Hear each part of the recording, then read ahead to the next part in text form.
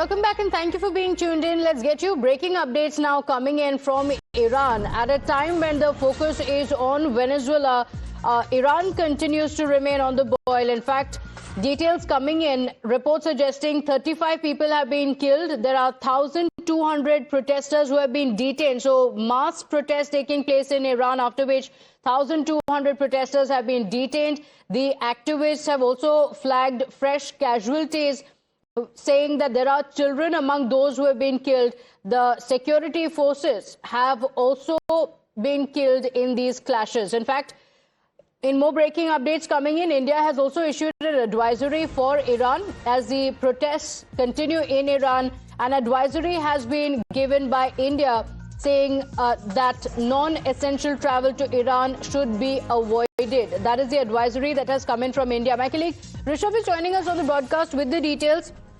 Rishabh, India has issued an advisory for Iran. Any non-essential travel should be avoided. That's what the advisory says. We're putting it out for our viewers as well. But what's the situation in Iran currently? We're told the death toll has risen to 35. There are mass protests that are taking place.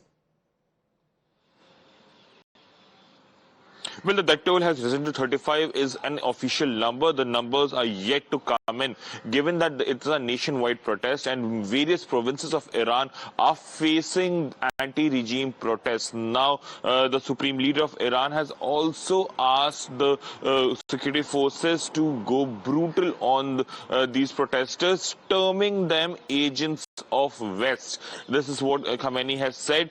Donald Trump, for that matter, has also said that if brutality is unleashed on protesters, US will not hesitate to attack Iran.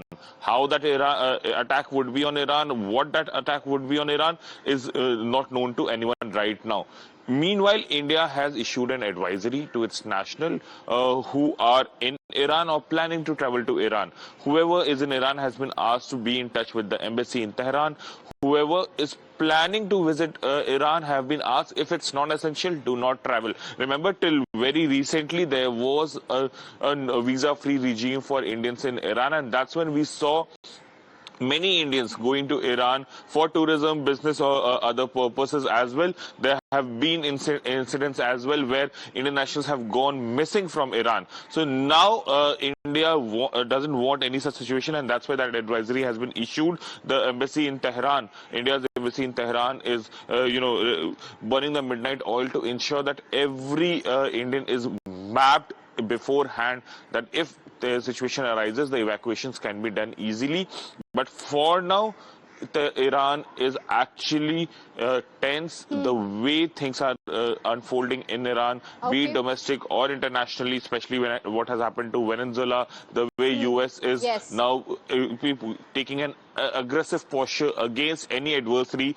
So something is brewing in Tehran, and the Supreme Leaders, comments make it more clear. All right, Rishabh, thank you for joining us with those details. In fact, these figures have come from the US-based human rights activist news agency, which say that over 1,200 people have been detained in Iran. What's going to happen next? Remember, Iran remains on tenterhooks. That's all we could pack for you in this edition of the Bulletin. Thank you for joining us. Quick break now. We'll be right back.